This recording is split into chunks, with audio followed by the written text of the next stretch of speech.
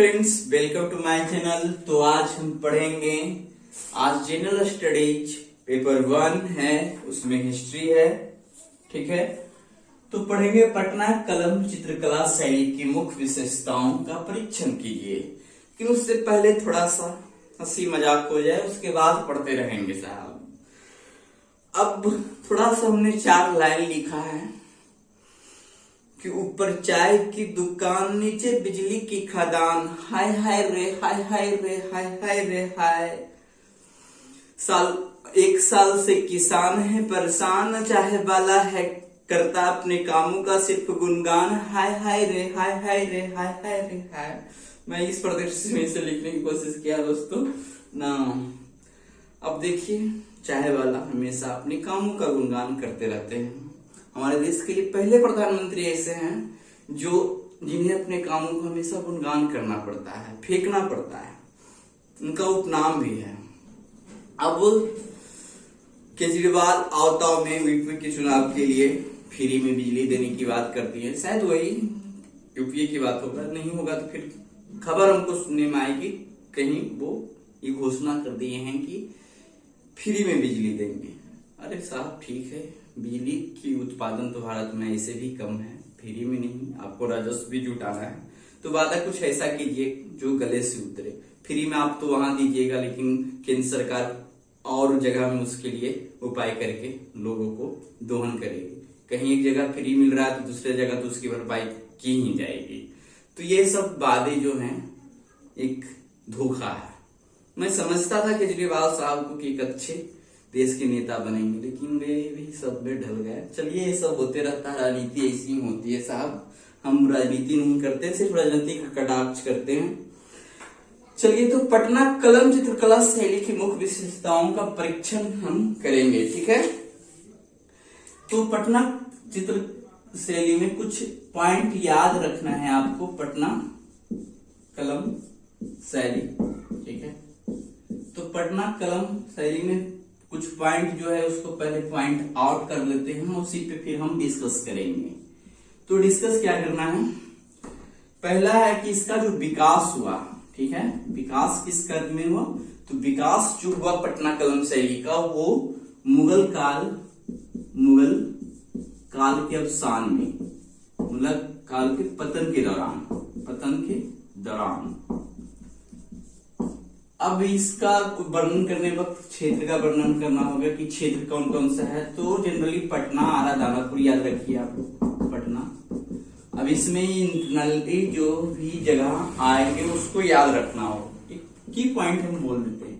ठीक है, क्षेत्र हो गया। क्षेत्र के अलावा और क्या हो सकता है, तो इसके कलाकार की बात कर लेते हैं। कलाकार, तो कलाकार का नाम कुछ क्या है, जयराम दास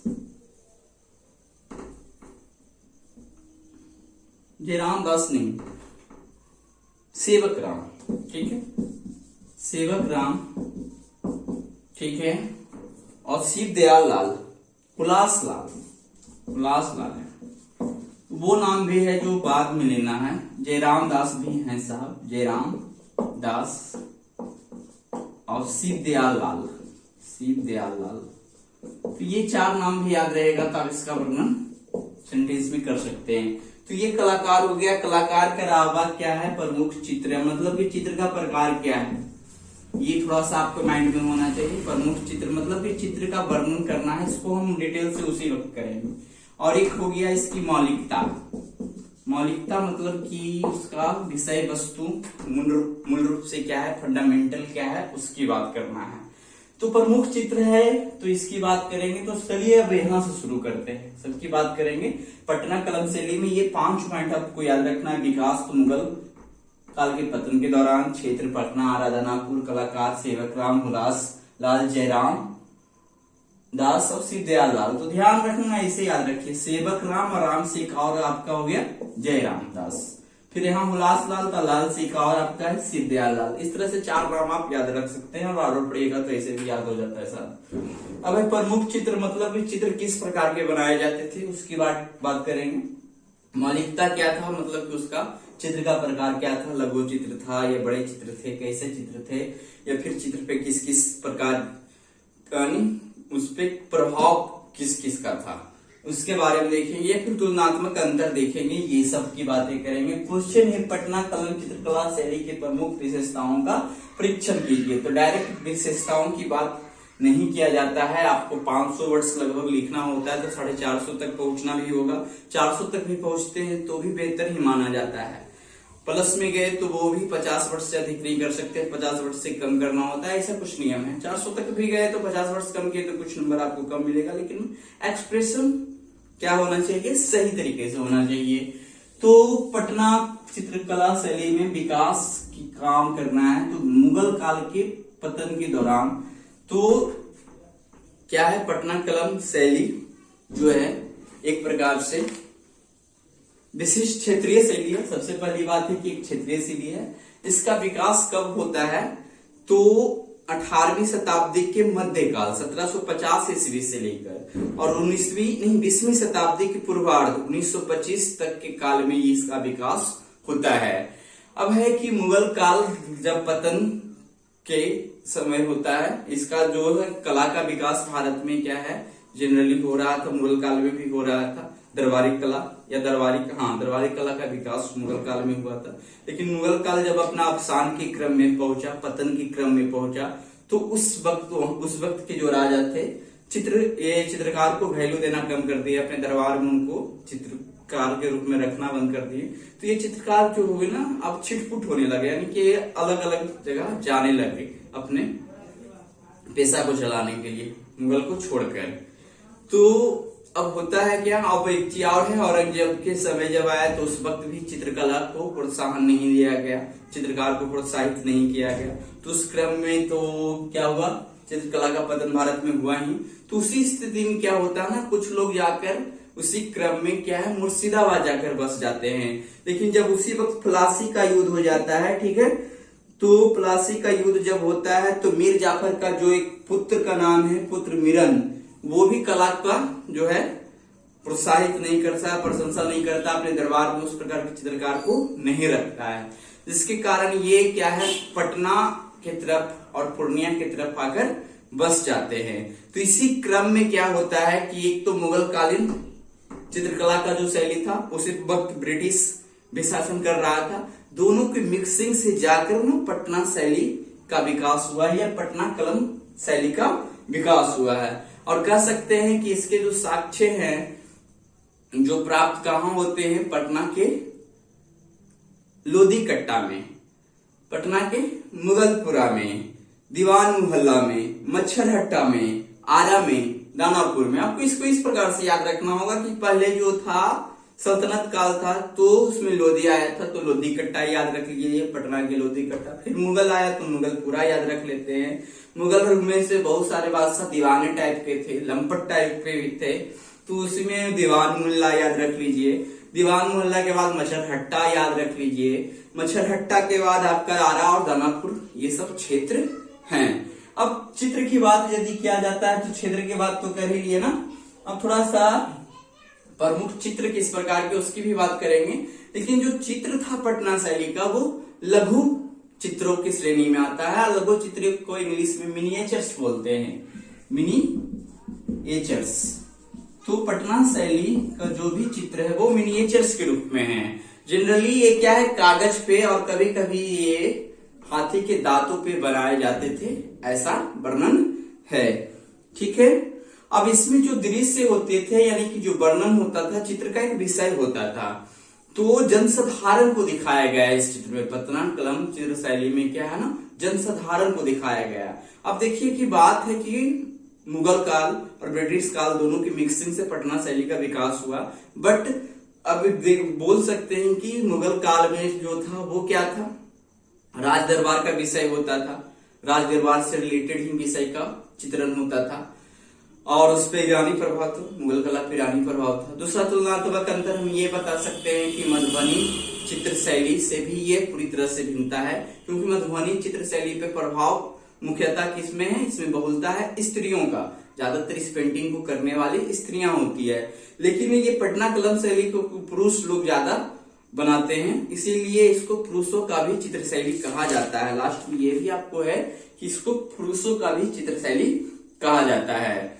तो अब दृश्य में क्या क्या होते थे, तो उसकी बात हम सब विशेषता में ही कर लेते हैं, तो अच्छी बात है। ठीक है,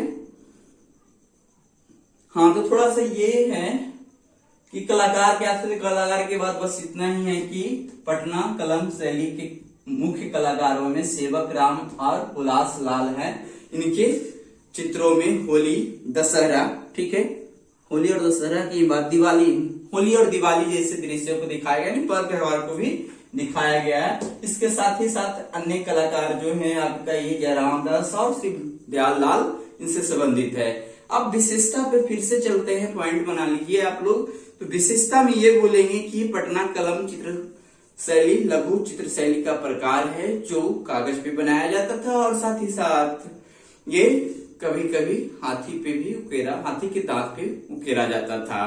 अब है कि बिहार, अब एक चीज है कि इसमें अब दूसरा पॉइंट में लिखिएगा कि पटना कलम चित्र शैली में बिहार, यानी बिहार में मुख्यतः पटना क्षेत्र के सामान्य जीवन को दर्शाया गया है, जैसे कि है उड़ही, लुहार, सुनार, मछली बेचती औरत, बैलगाड़ी, ठीक है, बैलगाड़ी और भी उस वक्त के जो भी यातायात के साधन होते थे, जैसे बोल सकते हैं पालकी, घोड़ा, हाथी, ये सबको एक का एक है।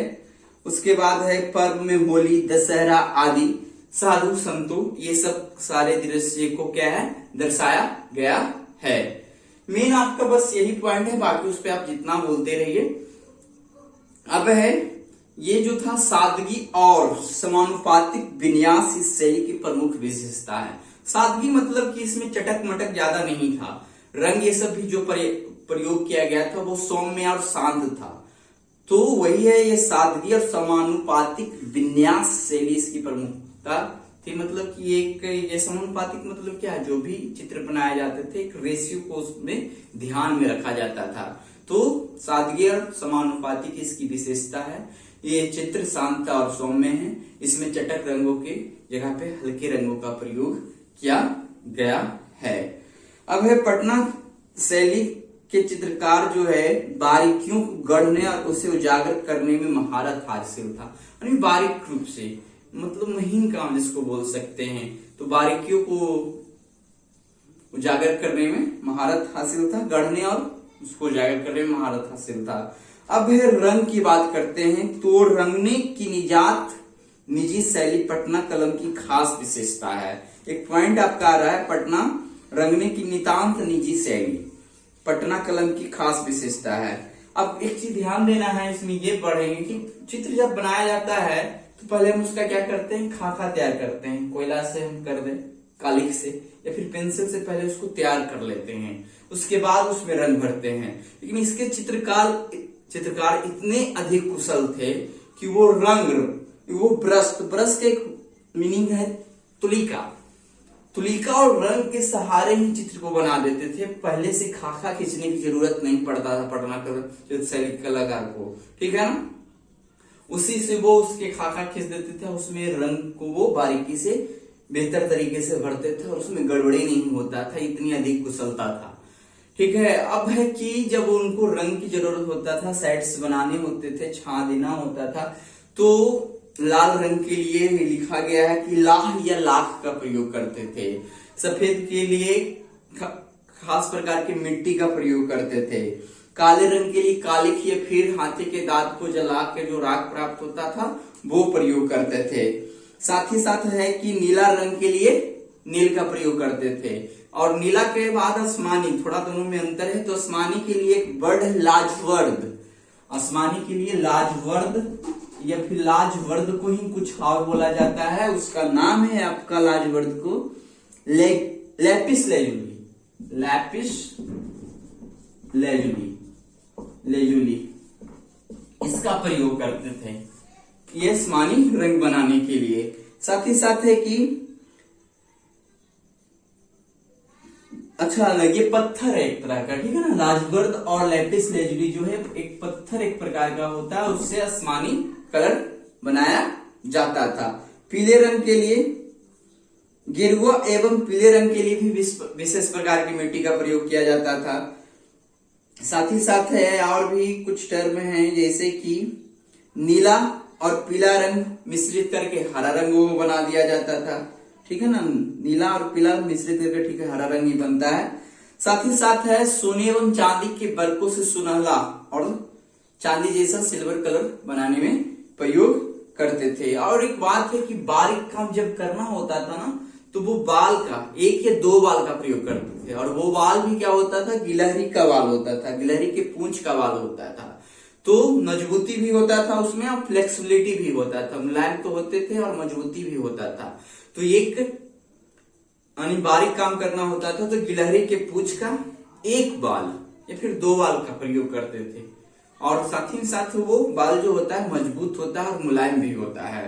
अब इतना सारा विशेषता होने के बावजूद भी पटना कलम चित्र कला का जो शैली है लगभग समाप्त हो गया है। इसके कलाकार भी नहीं बचे हुए हैं, इसका संरक्षण नहीं हो पाया है। प्रायः एक तरह से कह सकते हैं तो पटना कलम चित्र शैली जो है ना विलुप्त हो चुकी है। तो हमने जितना बोला दोस्तों, इस प्रकार से आप इसको देख लीजिए, कंटेंट जमा करिए और अपना नोट्स बनाइए और पढ़ते रहिए। हमारा जो वीडियो है आपको प्रीलिम्स और मेंस के लिए पूरी तरह से फ्री आते रहेगा, और आपसे आग्रह है कि अधिक से अधिक आप हमारे वीडियो को शेयर कीजिए, अधिक लोग इसका लाभ उठा सके, ठीक है। हमने चलिए इस पे आप नहीं बात करते हैं, ठीक है। चलिए आज फिर इतना है।